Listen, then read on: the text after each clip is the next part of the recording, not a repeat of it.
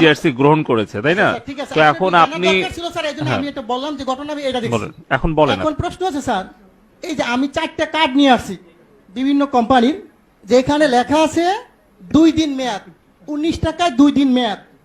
এটা হচ্ছে বাংলা লিঙ্ক। এখন আছে 19 টাকায় আপনার 24 ঘন্টা মেয়াদ রবি, আর এয়ারটেল আছে 19 টাকায় 31 দিন 3 দিন মেয়াদ, আর গ্রামীণে 2 দিন মেয়াদ। আমার প্রশ্ন হচ্ছে এই জিনিসগুলো কি স্যার পচা যায়? এটির মেয়াদ থাকবে কেন? আমার প্রশ্ন হচ্ছে মানুষের টাকা আপনি মনে করেন আমরা যদি 20 কোটি লোক হই, যদি 20 টাকা করে ভরি, আর একদিন সবাই কথা বললাম না, কত হাজার কোটি টাকা এই কোম্পানি নিয়ে যাচ্ছে, সিস্টেমের মাধ্যমে নিয়ে যাচ্ছে। এর আগে আমি বলেছিলাম, একটা নিউজে দেখাইছে 17 মিলিয়ন ভিউ হয়েছে। ওদিন থেকে উচিত ছিল এই সিস্টেমটাকে বাংলাদেশে বন্ধ করে দেওয়া। আমি বারবার বলেছি গরিব মানুষ ভিক্ষা করে, সে 20 টাকা ভরে। আপনি হয়তো জানেন না, আজকে বললাম সে তার মা মারা গেছে, বাপ মারা গেছে, সে কথা বললো না, তার মানে আমার টাকা চলে যাবে? হয় কেন? এই গ্রামীণ ফোন কোম্পানি বা অন্য কোনো কোম্পানি এরা কারা? এরা আপনাদেরকে না জানে হাজার হাজার কোটি টাকা সিস্টেমের মাধ্যমে নিয়ে যাবে। এটা কিন্তু স্যার সহ্য করার মতো না। প্রথম প্রশ্ন হচ্ছে এটাকে আজকের মিটিং এর পর থেকে কিছুক্ষণ পরের মতো আপনারা দিবেন, যাতে বাংলাদেশের কোন জনগণের একটি টাকা যাতে না যায়। এটা আমার দাবি। কত হাজার কোটি টাকা আপনি এই ব্যবসাটা আমাকে দেন, লাইসেন্সটা আমাকে দেন। আমার যে ব্যবসায়ী আছে 15 লক্ষ বাংলাদেশ, আমি কিন্তু লাইসেন্সদারি প্রতিষ্ঠান, আমরা এফবিসিসি এর মেম্বার। এই লাইসেন্সটা আমাকে দেন, আমি বাংলাদেশে ব্যবসা করি। এই টাকা আপনার সরকারি খাতে কত টাকা লাগে আমি দিব, এই কোম্পানিকে পাচার করার জন্য দিব না স্যার। এই জনগণের টাকা পাচার করে তারা নিয়ে দেবে, এটা আমি দিতে রাজি নাই। কিন্তু আমাকে মেরে ফেলেন, কোনো আপত্তি নেই।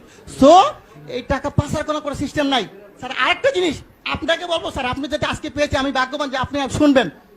আমরা যখন এই ব্যবসা শুরু করি 27 টাকা কমিশন ছিল, 27 টাকা। স্যার সরকারি কর্মকর্তা যিনি 2000 টাকা বেতন পেত, তার বেতন এখন 20,000 টাকা।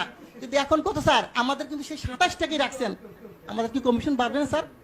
আমার প্রশ্ন হচ্ছে আপনারা অবশ্যই একটু কমিশনের ব্যাপার ব্যবস্থা করেন, যে এদের একটু ব্যবসা করে তারা। আমরা সবাই শিক্ষিত ছেলে স্যার, এখানে প্রায় 15 লক্ষ ব্যবসা করি। আমরা যারা ব্যবসা করি কোটি কোটি টাকা কামিয়ে দিচ্ছি, কিন্তু আমাদেরকে তো দেখবেন স্যার। আরেকটা কথা, টেলিটক আপনি হয়তো জানেন না। এই টেলিটকের ব্যাপারে আমি একবার বলছিলাম, বিটিআরসির 22 আমি হিন্দু, উনি সম্ভবত আমি জানি না, উনি আমাকে বলে এটা দায়িত্ব তো বাবা আমার না রে ভাই, এটা দায়িত্ব হইলো কার? বিটিআরসি না, টেলিযোগাযোগ। আমি ঠিক আছে, আমি যে স্যারকে পাই বলবো স্যার, আমার আপত্তি স্যার যদি মাইন্ড না করেন, আপনি দায়িত্বটা আমাকে দেন। আমার ব্যবসায়ীরা সবাই মিলে আমরা করি। বাংলাদেশে টেলিটককে কেমনে উড়াইতে হবে আপনি আমাকে সাপোর্ট দেন। আমি বলবো কোন দোকানদার আমাদের দোকান থেকে টেলিটকের সিম কেনার পরও রিচার্জ পাবে, তা হবে। টেলিটক কেমনে করতে হয় স্যার? আপনি যদি কোনো ধরনের সিস্টেম থাকে আপনি বলেন যে বলে এমনি সহযোগিতা করে, আমি করতে বাধ্য আপনাকে।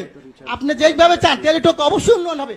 টেলিটককে গ্যাফরাইকে, আমাদের দেশি প্রতিষ্ঠানকে গ্যাফরাইকে অন্য কোম্পানিকে উড়াই দিব, আর এটা টাকা পাচার করে নিয়ে যাবে স্যার, এটা মেনে নেওয়ার মতো না। অবশ্যই আমি চাবো, আমি অনেক কথা বলতাম স্যার, কিন্তু আজকে বললাম না।